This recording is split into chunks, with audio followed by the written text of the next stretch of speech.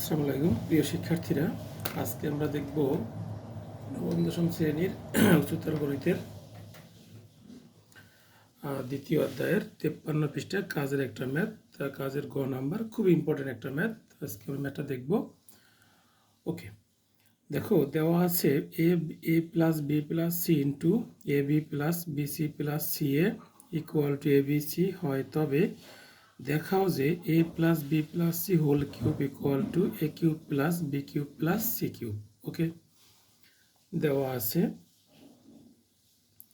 A plus B plus C A B plus B C plus C A equal to A B C. এখান থেকে আমরা A B সির মান বের করব, ঠিক আছে? ওকে, বা এ বি দিয়ে আমরা এখানে গুণ করব তিনটাকে, এ বি গুণ A square B, A B গুণ B A B square, A B গুণ C A B C. Okay, plus এই বি সি দিয়ে আমরা এই তিনটাকে গুণ করব, বি সি গুণ A B C, B C গুণ বি বি স্কোয়ার সি, তারপরে বি সি গুণ C B C square, plus তারপর সি এ দিয়ে গুণ করবো আমরা এখানে, সি এ গুণ A C A square plus C A গুণ B A B C plus C A গুণ C C square A equal to আছে কত, এ বি সি। ওকে, এই এ বি সি একটা এ বি সি আমরা বাদ দিতে পারি। এবার এখানে দেখো কতগুলো মান আছে, 1 2 3 4 5 6 7 8টা মান আছে। 8টা মানকে আমরা জোড়ায় জোড়ায় সাজাবো, প্রত্যেক জোড়া থেকে কমন নিলে যাতে এ প্লাস বি হয়, ঠিক আছে?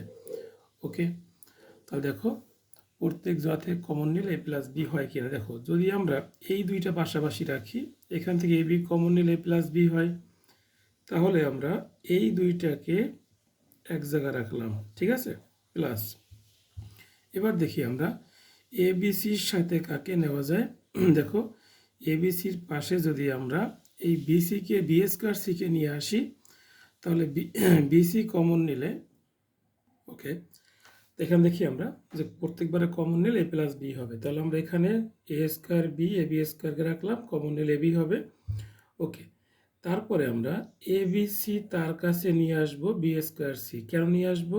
দেখো এখান থেকে কমন নিল, এখানে এ প্লাস বি হবে, এখানে তো বিসি কমন নিয়ে এ প্লাস বি হয়। ওকে, তারপরে আমরা কি করব, এ বি সির পাশে নিয়ে আসবো এই যে সি এ স্কোয়ার, কারণ এখান থেকে যদি আমরা বিসি কমন নিই তাহলে দেখো এখানে এ প্লাস বি হবে।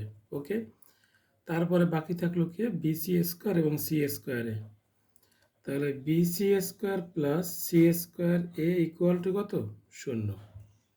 তাহলে আমরা এখান থেকে একটা এ বি কমন নিব, এ বি কমন নিলে এখানে হবে এ প্লাস বি, এখান থেকে আমরা একটা বিসি কমন নিব, তাহলে এখানে হয় এ প্লাস বি, এখান থেকে আমরা কমন নিব সি এ, তাহলে এখানেও হবে এ প্লাস বি, এখান থেকে কমন নিব সি স্কোয়ার, তাহলে এখানে হবে কত, এ প্লাস বি। সব জায়গা থেকে আমরা একটা এ প্লাস বি কমন নিই, তাহলে এখানে হবে A B plus BC plus C A plus C square. Okay, তাহলে এ প্লাস বি এরকম থাকুক। দেখো এইখান থেকে একটা বি কমন নেওয়া যায়, বি কমন নিলে সি প্লাস এ, এখান থেকে একটা সি কমন যায়, তাহলে এখানে হবে সি প্লাস এ।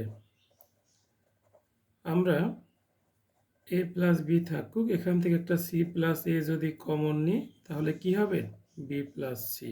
অর্থাৎ প্রত্যেকটা ইকুয়াল টু 0 লিখলে আমরা এখান থেকে এ বি সি এর মান পেয়ে যাব। ওকে, দেখো A plus B equal to 0, C plus A equal to 0, B plus C equal to 0। অর্থাৎ A equal to minus B, C equal to minus A, আর বি ইকুয়াল টু হলো minus C. এখান থেকে যে কোনো একটা মান নিয়ে আমরা ম্যাথটা করব। তো আমরা এখানে A equal to minus B নিলাম। ওকে, লেফট হ্যান্ড সাইড দেখো A plus B plus C whole cube, তা লেফট হ্যান্ড সাইড লিখি আমরা, left hand side A plus B plus C তার হোল কিউব। তা আমরা কি বলছি, এ এর মান কি নিব, মাইনাস বি, যে কোনো একটা মান নিব আমরা, হয় এ এর মান নয় বি এর মান। আমি এখানে এ এর মান বসালাম, বি বি কেটে গেলে কত হয় এখানে C cube. Right hand side ওখানে আছে A cube plus B cube plus C cube. দেখো এ এর মান কি ধরছি আমরা minus B plus C cube, তাহলে এখানে মাইনাস বি এর কিউব করলে মাইনাস বি কিউব হবে, আর B cube plus C cube, B cube কাটে সি কিউব। দেখো লেফট হ্যান্ড সাইড যা পেয়েছি রাইট হ্যান্ড সাইড তাই পেয়েছি, অতএব দেখানো হলো।